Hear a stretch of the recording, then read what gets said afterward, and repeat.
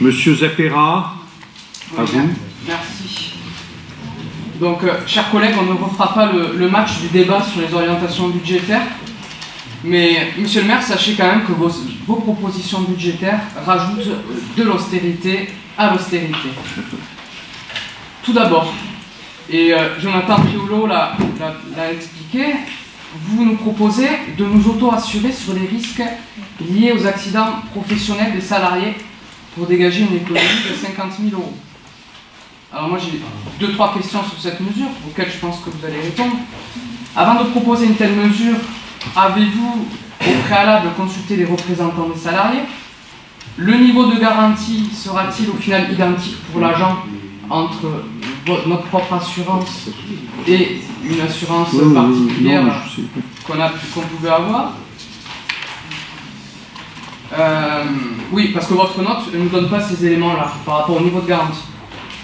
Ensuite, en page 16 du budget, dans le chapitre des charges exceptionnelles, on constate au compte 6711 que les pénalités versées à la CAGS, alors ce que nous dit Jonathan, c'est la capacité à mobiliser le stationnement, c'est bien amené, mais au final ça donne quand même ça.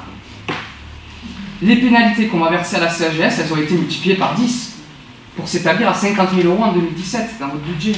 Ce soir, vous pouvez leur dire aux Bergeracois que les 50 000 que vous récupérez sur les dotations versées aux associations, eh bien, ils seront utilisés pour verser à la CAGS pour combler le trou. Vous savez, monsieur le maire, ce parking souterrain va vous suivre pendant longtemps. Toujours en page 16 du budget, dans le chapitre des autres charges de gestion courante, au compte 6531, qui concerne les indemnités d'élus, on constate que leur niveau reste stable à 72 850 €. Alors moi, je ne comprends pas que ce montant ne baisse pas, alors que votre troisième adjointe UMP, Madame Blanc, vous a rendu ces délégations avec fracas. Et on a pu le voir dans la presse, comme vous l'avez dit, je vous cite, « Cela ne fera pas un très grand trou dans l'équipe, elle n'était pas très engagée. » Donc au final, vous allez récupérer le montant des indemnités Madame Blanc, mais le problème, c'est que ça ne se retrouve pas dans le budget. En ce qui concerne les propositions, vos propositions sur les dépenses d'investissement, on retrouve quand même pas mal de saupoudrage. C'est un peu à droite, à gauche, mais rien de concret. Par contre, sur vos recettes d'investissement, là, c'est carrément le pompon.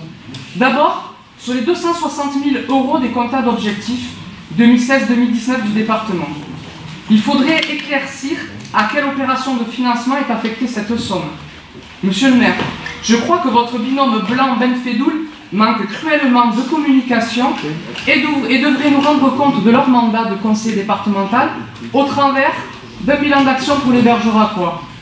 Qu'est-ce qui est? J'ai pas compris pourquoi il parlait. Vous financez une part de vos investissements avec l'argent du conseil départemental, notamment les contrats d'objectifs. Nous, en tant qu'élus, les Bergeracois, cet argent, on ne sait pas ce que vous allez financer avec. Il n'y a pas eu de réunion, de bilan de vos conseils départementaux. Et après tout, c'est de la transparence. C'est ce que vous demande votre nouveau camarade Frédéric Delmarès dans ce courrier qu'il nous a à tous envoyé, chacun d'entre nous qui sommes élus communautaires. Ben pour le coup, moi je pense que pour la transparence, il va falloir maintenant vous prêter à cet exercice. En tout cas pour les contrats d'objectifs. Enfin, je crois qu'on ne peut pas passer sous silence votre prévisionnel de 450 000 € sur les amendes de police. Vous nous indiquez, en page 4 de votre note de présentation sur le budget, que le produit prévisionnel des amendes de police est estimé sur une moyenne des années précédentes.